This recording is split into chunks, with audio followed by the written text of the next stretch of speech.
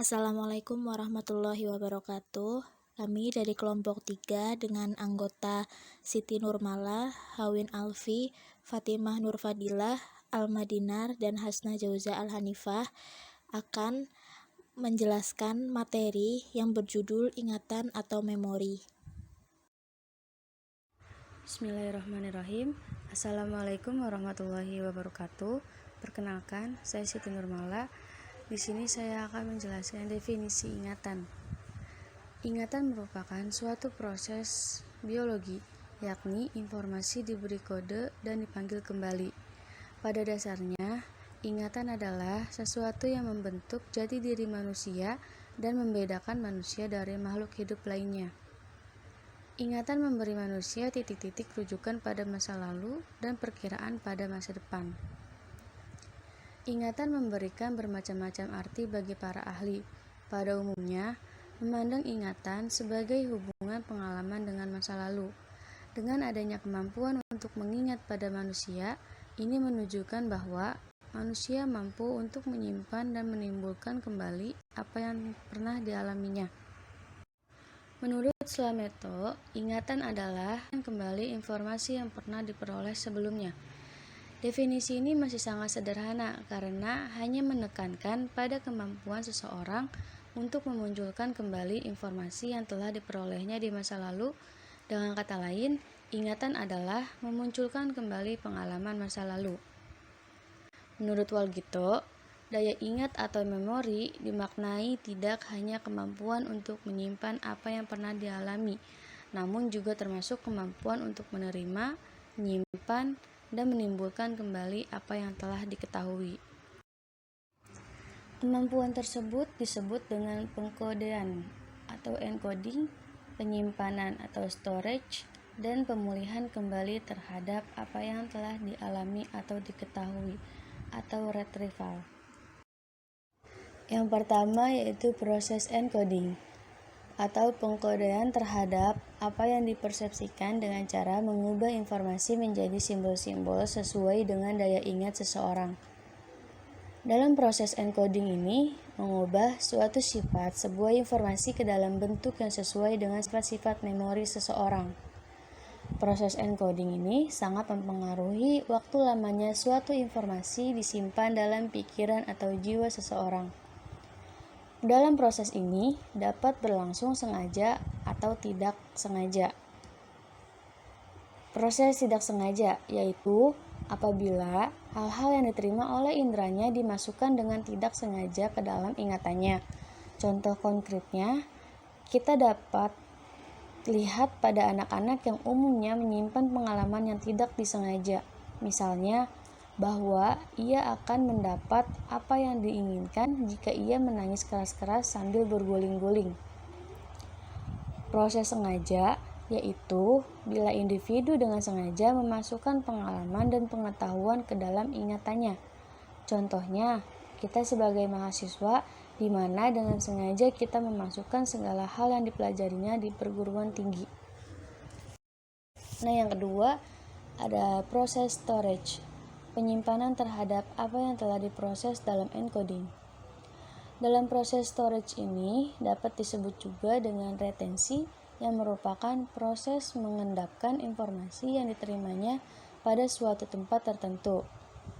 Sistem penyimpanan ini sangat mempengaruhi kepada jenis memori, baik itu memori jangka pendek maupun memori jangka panjang.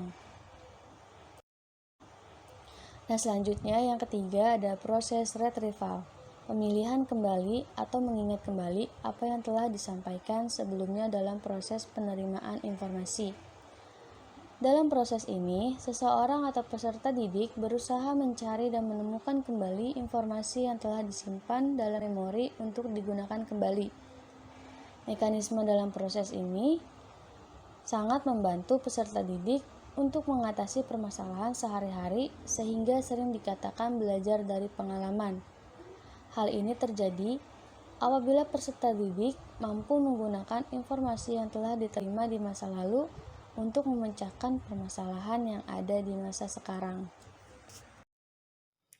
Menimbulkan kembali ingatan yang sudah disimpan dapat menggunakan cara A. Recall. yaitu proses mengingat kembali informasi yang dipelajari di masa lalu tanpa petunjuk yang dihadapkan pada organisme. Contohnya, mengingat nama seseorang tanpa kehadiran orang yang dimaksud. B. Recognize, yaitu proses mengenal kembali informasi yang sudah dipelajari melalui suatu petunjuk yang dihadapkan pada organisme. Contohnya, mengingat nama seseorang saat ia berjumpa dengan orang yang bersangkutan. C. Redintegratif, yaitu proses mengingat dengan menghubungkan berbagai informasi menjadi suatu konsep atau cerita yang cukup kompleks. Proses mengingat reintegratif terjadi bila seseorang ditanya sebuah nama. Misalnya, Siti Nurbaya, tokoh sinetron, maka akan teringat banyak hal dari tokoh tersebut karena orang tersebut telah menontonnya berkali-kali. Jenis daya ingat memori. Daya ingat dibedakan menjadi daya ingat jangka pendek, short term memory, dan daya ingat jangka panjang, long term memory. Daya ingat jangka pendek. Para psikologi mendefinisikan ingatan jangka pendek sebagai ingatan yang disimpan sampai 20 detik atau lebih jika ingatan tersebut secara sadar diulang-ulang. Secara umum, kapasitas seseorang dalam menyimpan ingatan jangka pendek dalam suatu waktu adalah 7 informasi. Ingatan jangka pendek dapat menyimpan suatu informasi sampai 20 detik apabila informasi tersebut diberi tanda-tanda khusus atau diulang-ulang. Misalnya, lokasi tempat kita memarkir mobil dapat disimpan dalam ingatan jangka pendek. 2. Daya ingat jangka panjang. Ingatan jangka panjang meliputi informasi yang telah disimpan dalam ingatan dengan rentang waktu beberapa menit atau sepanjang hidup. Misalnya, percakapan dan kenang-kenangan seorang tentang masa kecilnya. Jika kita berbicara mengenai ingatan jangka panjang, berarti kita berbicara mengenai satu bagian dari sistem limbik atau otak mamalia, yaitu hipokampus.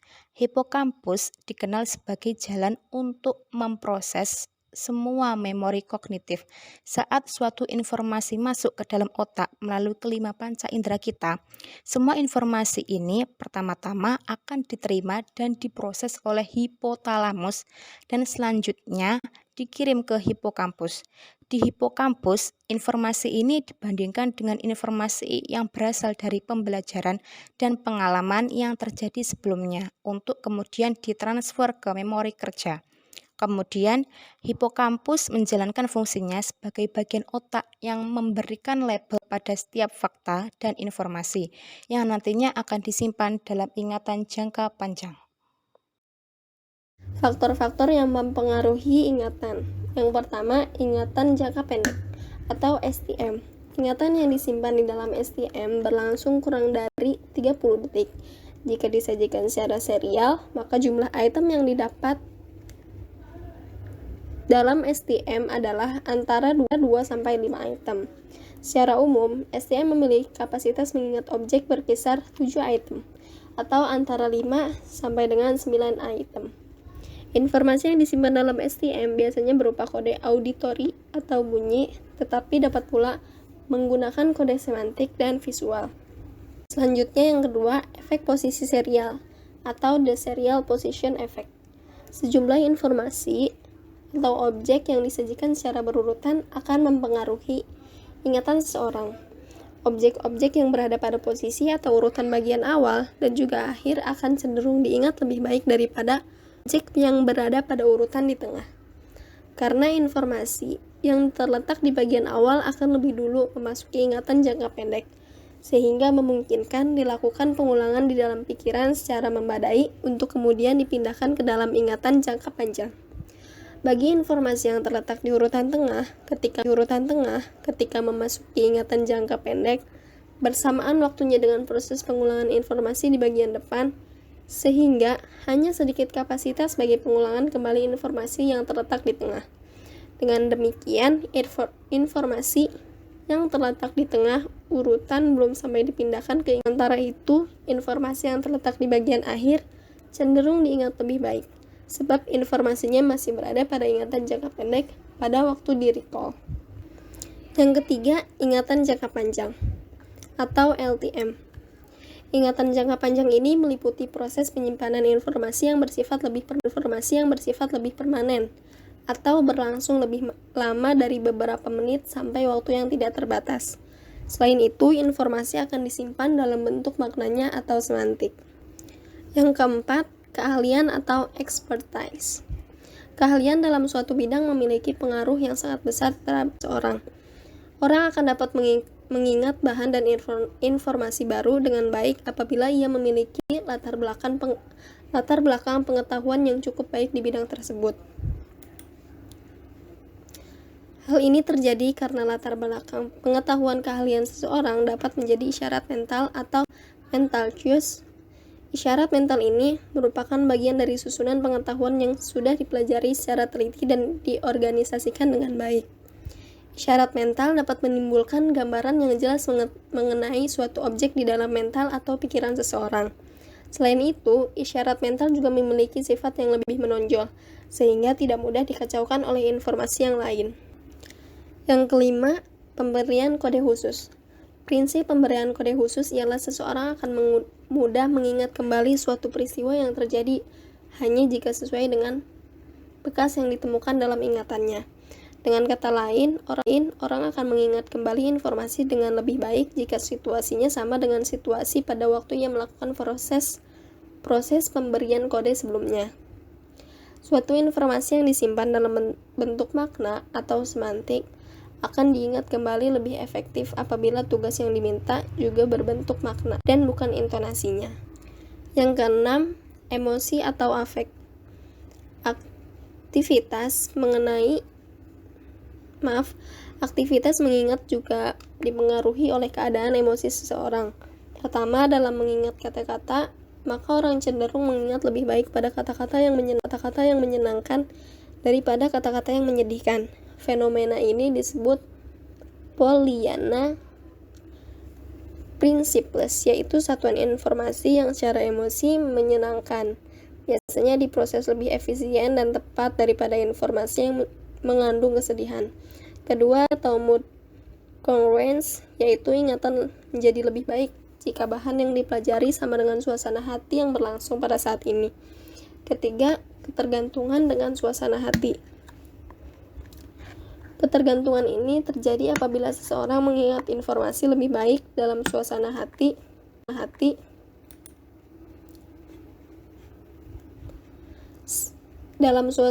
sekarang yang sesuai dengan suasana hati pada saat bahan itu pertama kali dipelajari atau diterima. Yang ketujuh, Very Long Term Memory atau VLTM. V adalah ingatan yang berlangsung lebih dari 3 bulan lamanya. Jenis ingatan ini sebenarnya merupakan perluasan dari jenis ingatan jangka pendek dan ingatan jangka panjang. Khusus ingatan jangka panjang dapat berlangsung dari 1 menit sampai dengan seumur hidup. Pemikiran ini terlalu luas sehingga sebagian ahli psikologi mencoba memahami informasi yang disimpan di dalam ingatan untuk jangka waktu yang sangat panjang. Sebab perbedaan interval waktu atau 1 hari, 1 minggu, 1 bulan, 1 tahun, dan puluhan tahun akan mempengaruhi ketepatan mengingat kembali. Yang kedelapan, stres. Elizabeth Loftus berpendapat bahwa perasaan cemas dapat mempersempit fokus perhatian seseorang, sehingga berbagai petunjuk penting yang menuntun memori menjadi hilang. Ketika perasaan cemas sudah membuat kita kehilangan petunjuk-petunjuk yang berguna, kita akan semakin sulit untuk menyimpan memori kembali apa yang telah tersimpan dalam memori. Yang terakhir atau yang kesembilan, kondisi fisik yang lelah. Kondisi fisik yang lelah juga sangat mempengaruhi daya serap informasi yang masuk. Dengan demikian secara langsung mempengaruhi kemampuan mengingat. Para ahli mengetahui bahwa pikiran dan tubuh saling mempengaruhi satu sama lain. Teknik memori. Teknik memori adalah teknik memasukkan segala informasi yang kita peroleh ke dalam otak sesuai dengan cara kerja otak. Pada dasarnya, otak sangat menyukai dengan hal-hal seperti sesuatu yang tidak masuk akal dan berlebihan, penuh warna, multisensori atau melibatkan seluruh panca indera, menggunakan asosiasi, imajinasi, humor, simbol, dan lain sebagainya. Semakin kita bisa menggunakan hal-hal tersebut, semakin maksimal pula kemampuan mengingat kita. Adapun beberapa teknik memori, diantaranya yaitu A. Teknik asosiasi. Teknik asosiasi atau cantolan adalah bagaimana cara kita mengasosiasikan berbagai hal dalam memori kita. Kita dapat menggunakan asosiasi sederhana untuk mengingat potongan-potongan informasi. Selain itu, teknik ini juga untuk mengajarkan daftar informasi yang panjang, terutama saat kita ingin mengingat informasi dengan urutan tertentu.